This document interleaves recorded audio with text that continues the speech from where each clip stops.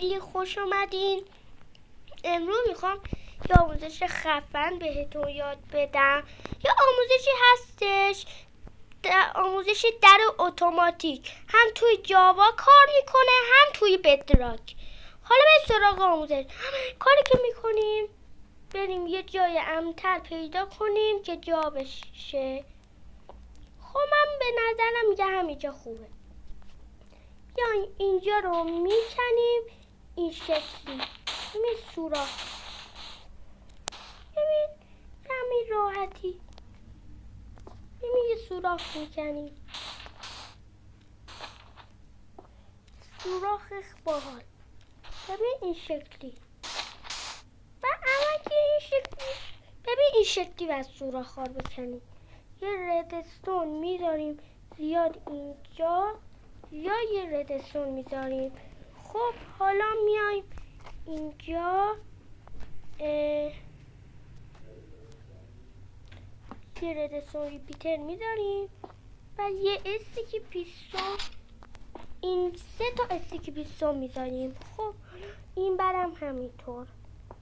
حالا میایم اینجا، این شکلی باید باشه. خب حالا میایم اینجا یه بلاک اینجا میذاریم و یه ردستون معمولی اینجا میذاره. به همین راحتی شما هر بلاکی دلتون خواست بذارید. من مثلا دوست داشتم بلاکم این باشه.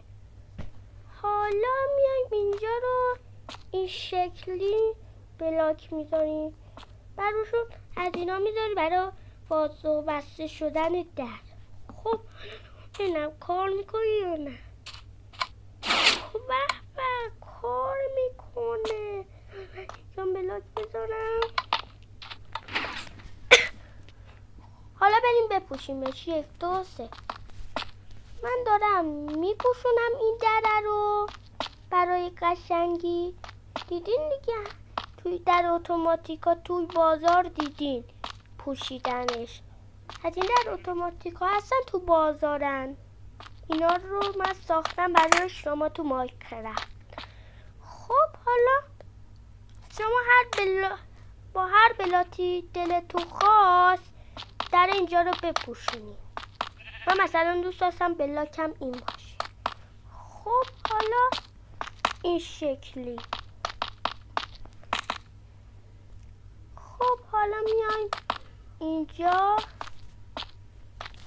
خب حالا اینا رو میداریم. این دیگه آخریه.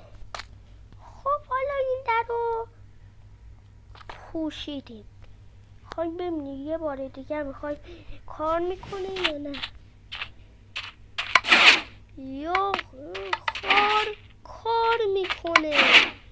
دیدی بچه ها، اگر از این آموزش خوشت اومد این ویدیو رو لایک کنید، کانال منو سابسکرایب کنید، ویدیو جدیدم گذاشتم رو تماشا کنید. و خدا نگهدار.